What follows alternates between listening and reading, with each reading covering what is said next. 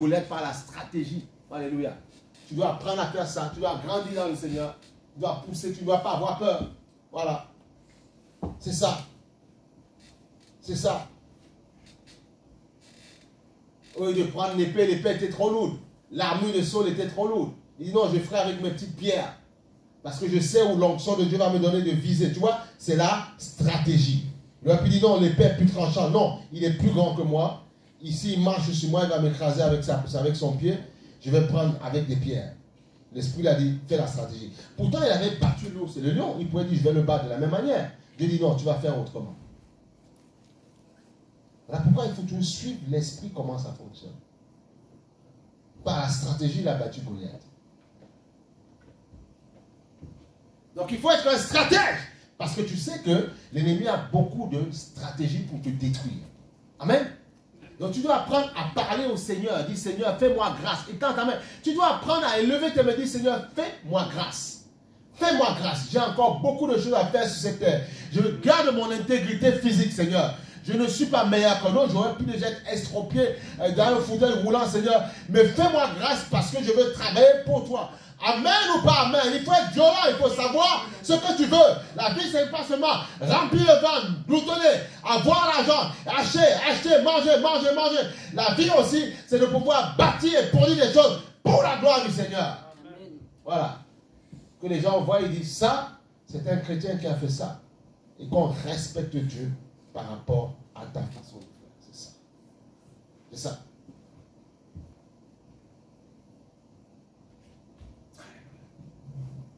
Il faut comprendre ces choses-là.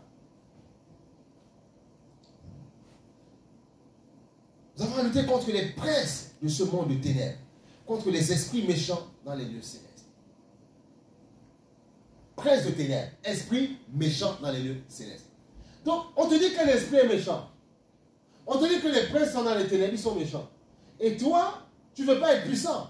Mais tu as tout faux. Voilà pourquoi Dieu dit, il ordonne que tu sois puissant. Amen ou pas amen? Amen. Il ordonne que tu sois puissant. Il faut que tu sois puissant, bien aimé.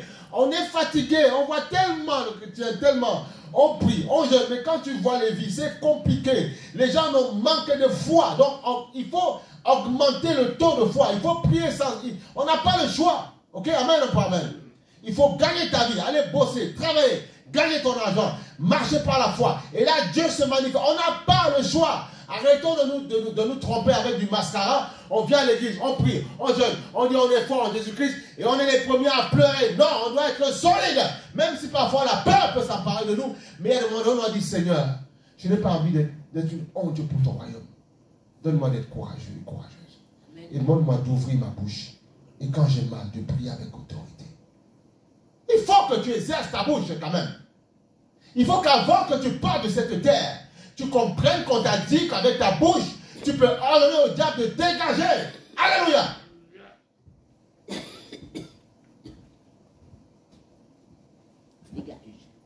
Ne sois pas un stock de démons qui te manipule et tu vas embêter les autres. Mais tu dois être quelqu'un. Mais quand même, tu dois quand même avoir un peu de fierté pour ta vie quand même. Et savoir ce que tu veux faire. Mais il faut qu'on se réveille. Il faut être debout comme un soldat. Dieu ordonne que tu sois puissant.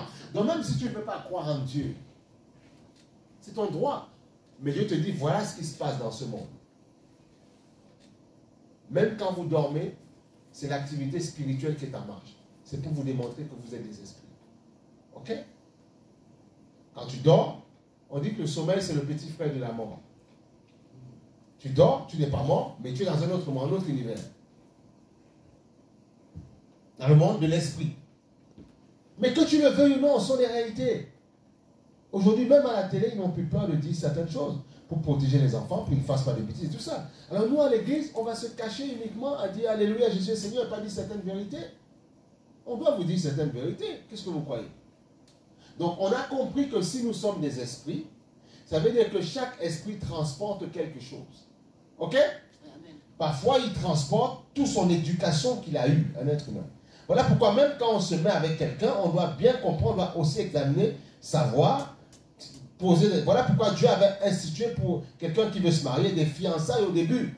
Parce que ce n'est pas, ils ne comprennent pas, que Dieu nous fasse grâce. Non, non. Ah bon, mais toi, tu es un vieux garçon et tout, mais tu n'as pas encore fait, mais arrête. Dieu dit non, pas avant le mariage. Pourquoi? Parce que Dieu sait que dans cette histoire de contact, tu vois, hommes et femmes, il sait que parfois on communique la force. Spirituellement, on s'envoie des choses. Donc, parfois, tu reçois le paquet génétique de l'autre personne, tu reçois ça.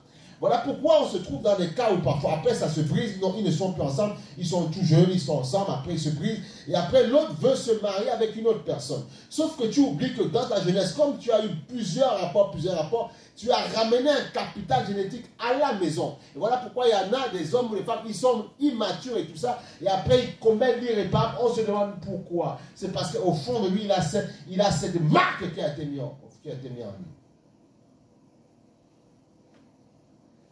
Juste à cause d'un petit amusement. Vous voyez pourquoi il faut faire attention.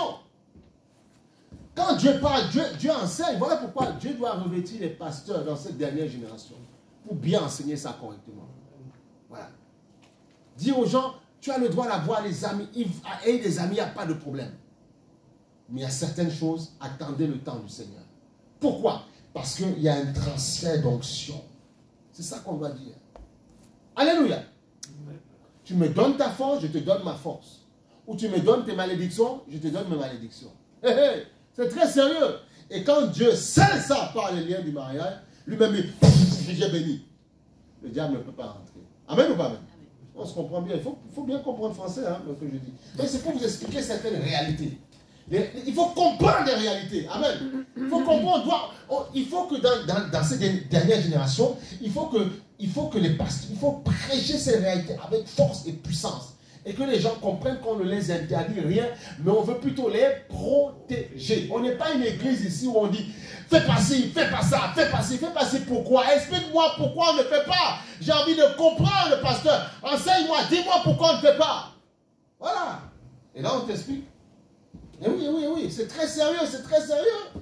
Voilà pourquoi il y a autant de problèmes. Vous vous rendez compte? Aujourd'hui, on voit des hommes, ils massacrent la femme. On a vu un témoin dernièrement. Il massacre sa femme sauvagement. Et qu'est-ce qu'il fait? Lui-même, il a fait pire. C'est pas qu'il brûle le corps. C'est même pas qu'il a enterré ailleurs à la maison. On a vu ça. Il a creusé dans le salon. Il a creusé, bien aimé. Il a creusé. Il a fait un hôtel. Tu vois, il a creusé. Il a mis le corps là-dedans. Et il a mis son tranquille. Il a cimenté. Il a mis le carrelage, le marbre. Voilà. Et heureusement qu'avec les équipements technologiques, on a découvert que le corps était enterré en dessous. Il dit non, c'est pas moi. C'est pas toi qui. C'est toi.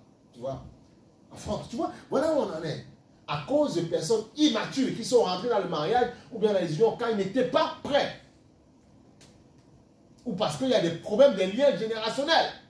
Et ça, et c'est pas un noir. Donc il faut arrêter. Donc c'est tout le monde, blanc comme moi. Tout le monde est dans cette ribambelle. Tout le monde. On entend ce qu'on entend là. Ben oui, on doit enseigner aux hommes aujourd'hui. On doit vous enseigner. Alléluia. On doit bien correctement pour grandir. On doit bien vous enseigner. Quand vous voyez, vous entendez tellement de choses, on doit vous expliquer que c'est spirituel. Voilà pourquoi il faut qu'on n'a pas à lutter contre la chair et ça, mais contre les esprits de ténèbres qui font la guerre aux hommes. Alléluia. Voilà pourquoi même nous, quand on a des enfants, on doit leur enseigner avec des hommes. Voilà. Qui doivent prendre soin de leur...